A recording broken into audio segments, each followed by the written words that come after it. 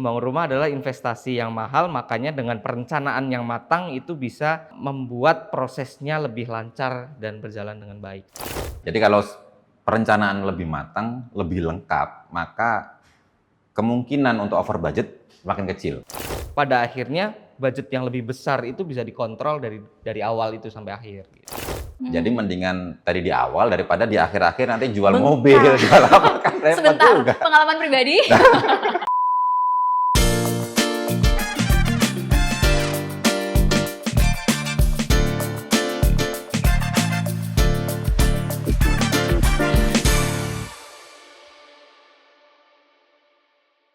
Halo teman kokoh, kembali lagi di Konstruksi untuk Awam alias KUA bersama Cynthia Oktaviani. Dan tentunya masih juga bersama dengan Mas Rahmat dan juga Mas Haikal nih. Ini semakin seru ya pembicaraan kita seputar konstruksi untuk awam. Kalau sebelumnya kan kita udah ngebahas juga tuh apa aja yang harus dipersiapkan ketika mau membangun rumah dari nol. Nah sekarang nih kita udah mau bangun rumah nih, udah mulai masuk ke persiapan bangun rumahnya. Next stepnya apa lagi sih Mas Rahmat? Next step-nya kita harus cari konsultan perencana. Jadi karena di perencanaan itu harus matang. Itu yang akan mempengaruhi pengeluarannya nanti. Jadi kalau perencanaan lebih matang, lebih lengkap, maka kemungkinan untuk over budget makin kecil. Kemungkinannya. Jadi membatasi itu harus menggunakan perencanaan dari konsultan perencana. Dipakai yang profesional, ada juga tuh. Ini biasanya pakai arsitek atau konsultan perencana. Oke. Jadi ternyata penting juga untuk bekerja sama dengan konsultan perencanaan. Benar. Nah, kalau ngomongin tadi misalnya kerja sama konsultan perencanaan nih, itu kan biasa di awal ya. Tapi kita belum bangun rumah udah harus keluar uang nih untuk konsultan perencanaan gitu kan. Dan denger-denger juga nggak murah nih. Kenapa sih kok penting banget kita harus bertemu atau meng-hire konsultan perencanaan? Jadi gini Mbak, kalau tadi udah sampaikan, kalau kita ke konsultan perencana, kita akan dapat dokumen perencanaan yang lengkap, gitu kan. Dengan dokumen perencanaan yang lengkap, maka budgetnya juga nggak akan over. Ini akan minim banget over. Jadi mendingan tadi di awal daripada di akhir-akhir nanti jual mobil, jual apa kan repot Sebentar, juga. pengalaman pribadi? Enggak ya. Oke, jadi emang penting banget kita tuh meng-hire konsultan perencanaan supaya semuanya sesuai dengan rencana. Ya, meng-hire profesional. Nah, tapi aku penasaran deh, output dari konsultan perencanaan tuh apa aja sih? Langsung sama arsiteknya kali bisa share ya, Mas Haikal? Oh iya, untuk output dari arsitek itu sebetulnya macam-macam ya. Maksudnya tergantung, kalau di kami Saka Studio itu kita memberikan beberapa opsi kepada calon klien kita. Mau sampai tahap sedetail apa nih output yang mau kita keluarkan. Beberapa klien kadang memang ada yang mencari arsitek karena butuh gambaran awal dulu aja, tapi belum tentu mau langsung bangun saat itu juga. Jadi dia hanya ingin konsep awal aja, konsep perencanaannya aja, tapi gambar detail, RAB itu belum minta dibikinkan, itu juga ada. Kita bisa supply juga. Output dari kita itu, terutama dari kami ya Pak Saka Studio itu terbagi menjadi 2 tahap. Yang pertama itu tahap preliminary, itu terdiri dari gambar 3D-nya. Nanti ekspor dari 3D-nya itu berupa ada gambar image JPG, itu juga ada juga nanti videonya. Kemudian kalau sudah matang bisa masuk ke gambar render. Gambar render itu adalah gambar visualisasi yang estetik seperti kayak yang di brosur-brosur perumahan tuh biasanya udah lihat tuh. Nah itu tuh namanya gambar render. Kemudian kalau sudah selesai tahap konsep preliminary tersebut, masuk ke tahap pendetailan gambar. Pendetailan gambar itu nanti outputnya itu ada DED, Detail Engineering Design. Itu gambar teknis lah untuk acuan konstruksi nanti di lapangan oleh kontraktor atau tukang. Kemudian juga ada RAB, di situ akan menyebutkan spesifikasi materialnya, berapa volumenya, kemudian harganya juga berapa menurut perhitungan kami. Nah ini RAB itu nanti bisa dijadikan oleh owner untuk sebagai pegangan ketika mengevaluasi penawaran dari kontraktor. Jadi nanti kita selain RAB itu juga kita akan sediakan BOQ. BOQ itu adalah RAB kosong, jadi sudah ada spesifikasi material, sudah ada volumenya, tapi harganya kita kosongin, jadi nanti tinggal kontraktor yang masukin harganya. Nah itu nanti bisa dibandingkan dengan RAB yang kita buat, bisa dibandingkan juga dengan RAB dari kontraktor lain yang memasukkan seperti itu. Nah nanti juga kita bisa buatkan schedule pelaksanaan pekerjaannya seperti apa, baik itu schedule desainnya maupun schedule konstruksinya. Kemudian kita juga bisa mengestimasikan berapa lama waktu pelaksanaan konstruksinya. Jadi semuanya bisa lebih terukur.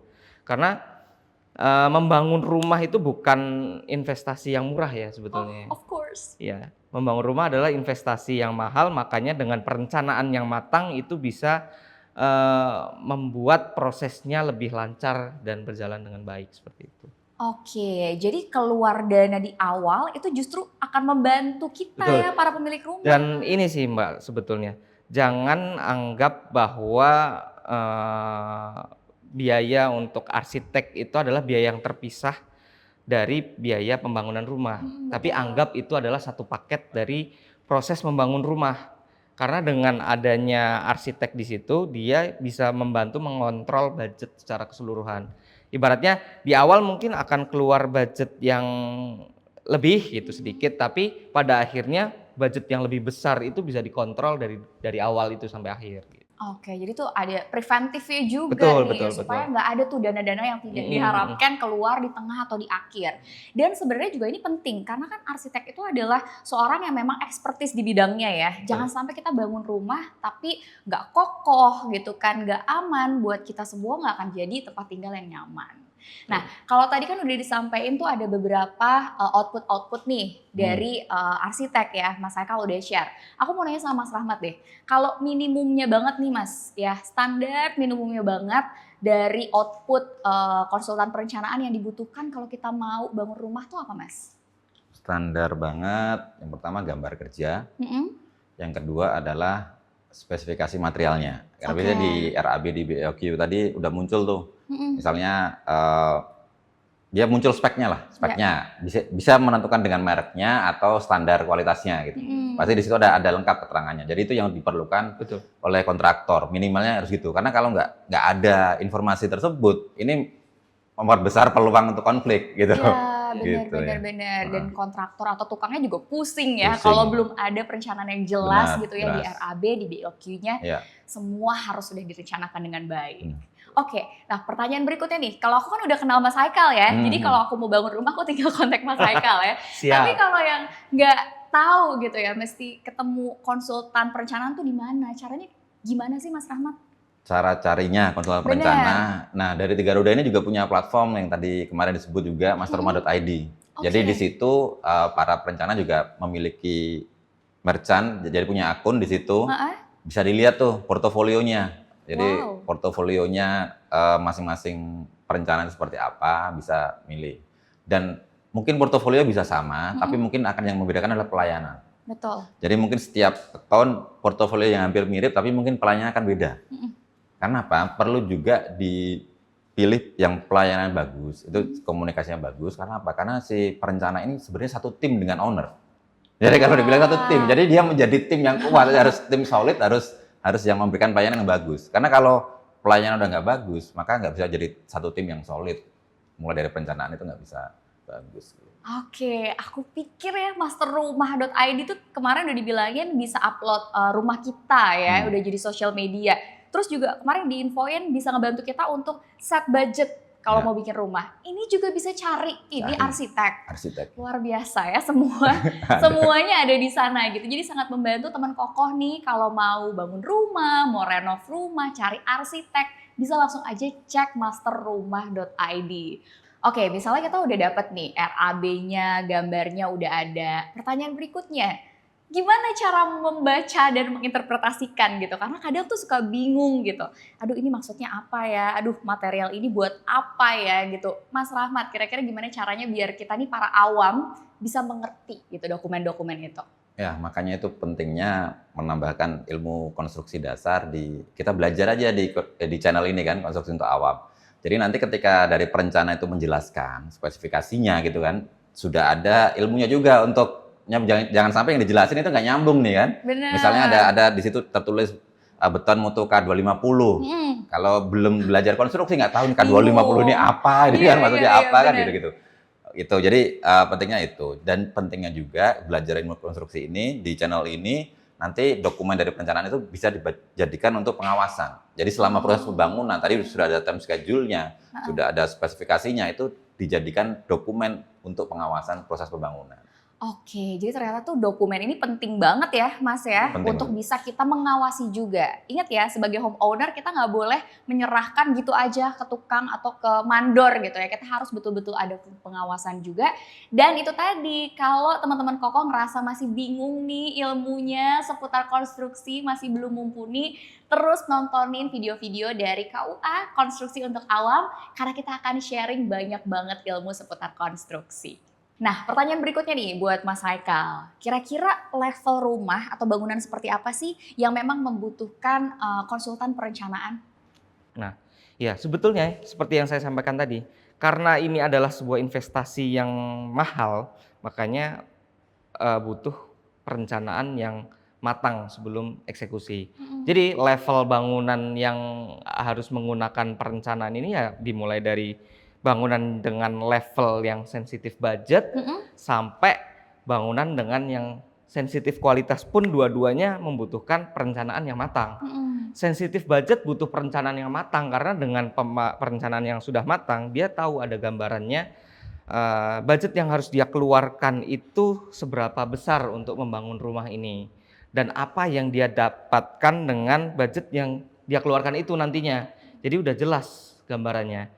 Ibaratnya gini lah, kalau dengan pakai perencana ini akan lebih murah bongkar pasang dinding lantai di komputer daripada bongkar pasang dinding langsung di lapangan. Rumah, iya benar. Seperti itu gambarannya. Dan kalau yang sensitif kualitas tentu saja pasti dia butuh perencanaan yang matang karena dia butuh tahu exact material apa yang akan dia pakai, apa yang ditawarkan sama kontraktornya nih yang akan dipasang di rumah saya.